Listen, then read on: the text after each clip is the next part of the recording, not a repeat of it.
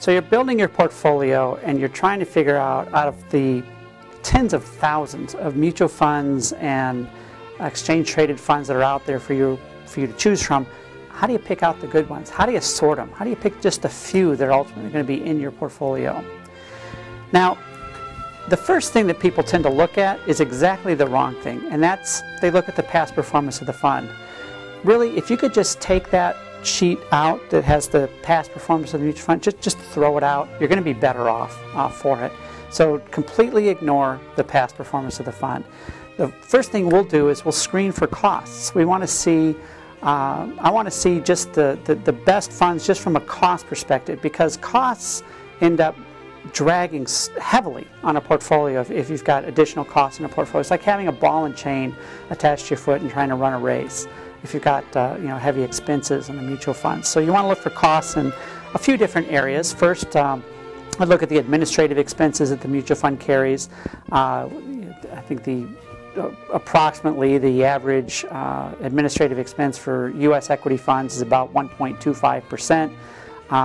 Ideally, I'd like to see something in the mid to low. Ideally, I'd like to see something maybe 0.15% to 0.5%, somewhere in that range. So significantly below what the average is on administrative expenses. You want to look for additional expenses that the fund is charging you, for example, through 12B1 fees, which they use for advertising costs. Ideally, I would look for funds that have no advertising costs there. It's something I don't think you need to be paying. So you want to screen those funds for costs, whether you use a spreadsheet or however you want to do it is fine.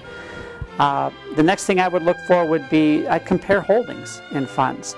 For example, if I had it down to 2 funds, and one fund had maybe 50 stocks in it, and the other fund had 500 stocks in it, I would tend to lean more towards the fund with 500 stocks in it, because what my objective is to capture the true return that asset class that fund is representing. And so am I going to capture that return more likely with a fund that owns more stocks in that asset class or fewer stocks? And the logic is simple. You have a higher probability of capturing the return of that asset class by using the fund that has higher representation in the asset class. So I would compare the number of holdings in the funds. Basically, the more holdings, the better. Another thing that indicates when you have many holdings in a fund is it's probably an index or passive investment fund, where they're not doing a lot of trading, but the objective is just to capture the return in that asset class, and so they want to own as much of the asset class as possible. When you see a fund with very few holdings, maybe a dozen or a few dozen holdings, or even 200 holdings for that matter, it's probably an indication that is an actively managed fund where you have the manager betting on picking the right funds and market timing.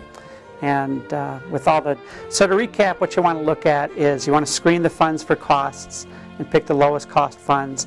You want to look for funds that are pure within their asset class and don't have a lot of style drift to them.